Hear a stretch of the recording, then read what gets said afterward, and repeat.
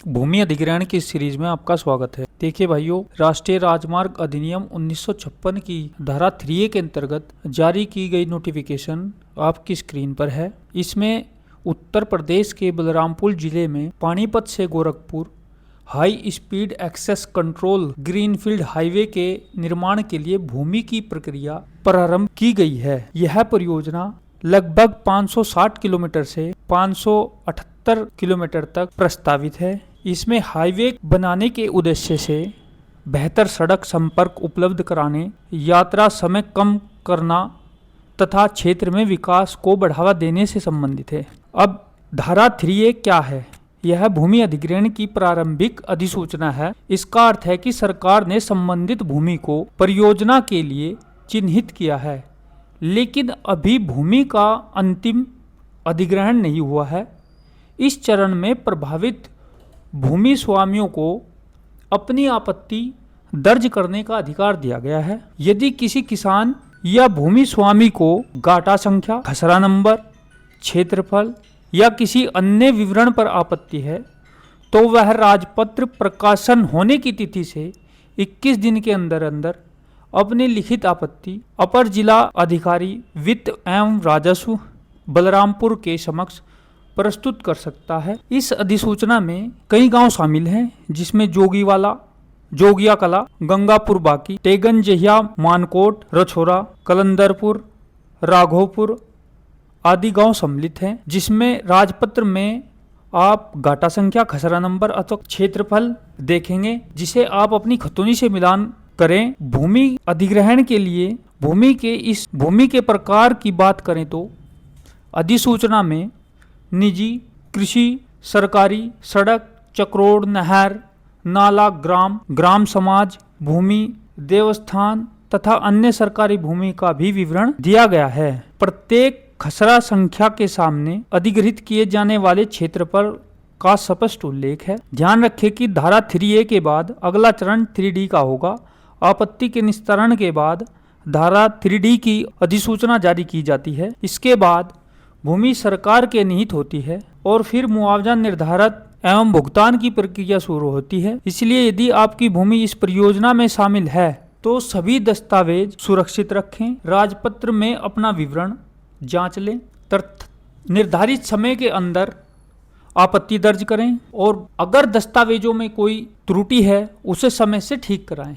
अब आप अपनी स्क्रीन पर नोटिफिकेशन नंबर या अधिसूचना देखेंगे जो पानीपत से गोरखपुर ग्रीनफील्ड हाईवे निर्माण के लिए इशू की गई है, जो उत्तर प्रदेश के बलरामपुर जिले में किस तहसील में, किस गांव में तथा किस खसरा नंबर का कितना क्षेत्रफल इस अधिग्रहण के लिए प्रस्तावित है, यह आप अपनी स्क्रीन पर देख सकते हैं।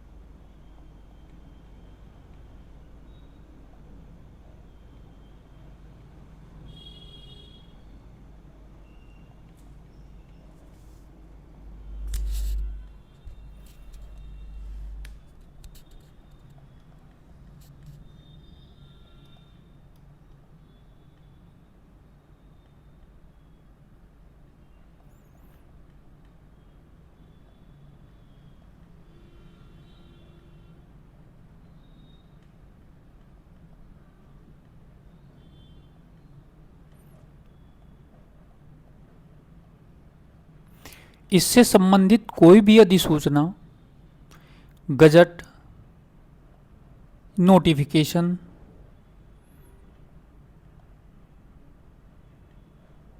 सरकार द्वारा इशू होते ही आपको चैनल पर मिल जाएगा। इसलिए यदि आपको जानकारी उपयोगी लगी है तो वीडियो को लाइक करें, शेयर करें और सब्सक्राइब करें, और ऐसी ही वीडियो के लिए चैनल पर बने रहें। धन्यवाद।